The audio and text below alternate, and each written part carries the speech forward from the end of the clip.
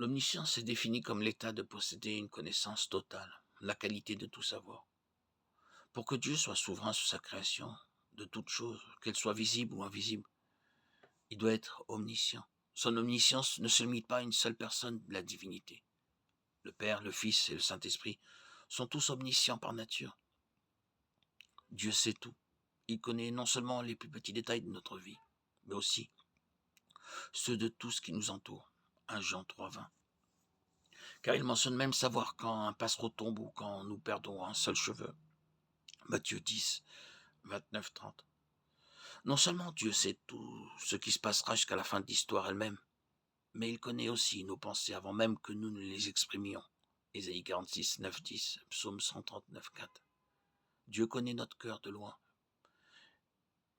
Il nous a même vus dans le ventre maternel. Psaume 139, 1, 3. Salomon exprime parfaitement cette vérité lorsqu'il dit car toi seul, tu connais les cœurs de tous les fils de l'homme. 1 Roi 8, 39. Malgré la condescendance du Fils de Dieu à se vider de lui-même et à se réduire à rien, Philippiens 2, 7, son omniscience est clairement visible dans les écrits du Nouveau Testament. La première prière des apôtres dans Actes 1, 24, Seigneur, tu connais le cœur de chacun, implique l'omniscience de Jésus qui est nécessaire pour qu'il puisse recevoir les requêtes et intercéder à la droite de Dieu. Sur terre, l'omniscience de Jésus est tout aussi claire. Dans de nombreux récits des évangiles, il connaissait les pensées de son auditoire. Matthieu 9, 4, Luc 6, 8. Il connaissait la vie des gens avant même de les avoir rencontrés. Lorsqu'il rencontra la femme qui puisait de l'eau puis de Chichar, il lui dit « En effet, tu as eu 5 maris, et l'homme que tu as maintenant n'est pas ton mari. » Jean 4, 18. Il dit également à ses disciples que leur ami Lazare était mort, bien qu'il se trouvait à plus de 40 kilomètres de la maison de Lazare. Jean 11, 11, 15. Il conseilla aux disciples d'aller se préparer pour la Sainte Seine, décrivant la personne qu'ils devaient rencontrer et suivre. Peut-être mieux encore, il connaissait Nathanaël avant même de le rencontrer car il connaissait son cœur. Marc 14, 13, 15, Jean 1, 47, 48.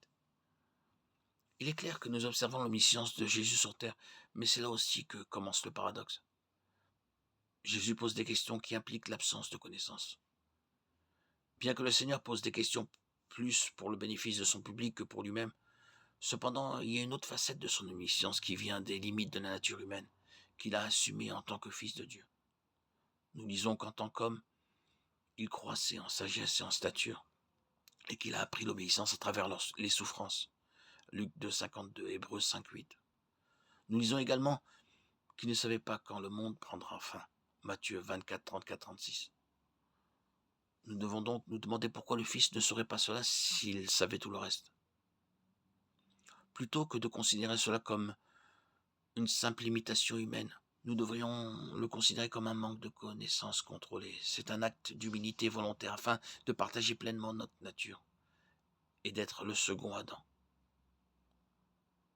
Philippiens 2, 6, 11, Hébreux 2, 17. Finalement, il n'y a rien de trop difficile pour un Dieu omniscient et c'est sur la base de notre foi en un tel Dieu que nous pouvons nous reposer en sécurité en lui, sachant qu'il promet de ne jamais nous décevoir tant que nous persévérons en lui. Il nous connaît depuis l'éternité, même avant la création. Dieu nous connaissait, vous et moi, où nous apparaîtrions au cours du temps et avec qui nous interagirions. Il a même prévu notre péché dans toute sa laideur et sa dépravation, mais dans l'amour, il a mis son sceau sur nous et nous a attirés vers cet amour en Jésus-Christ. Éphésiens 1, 3, 6. Nous le verrons face à face, mais notre connaissance de lui ne sera jamais complète. Notre émerveillement, notre amour et nos louanges à son égard se poursuivront pendant des millénaires, tandis que nous nous prélassons dans les rayons de son amour céleste, apprenant et appréciant de plus en plus notre Dieu omniscient.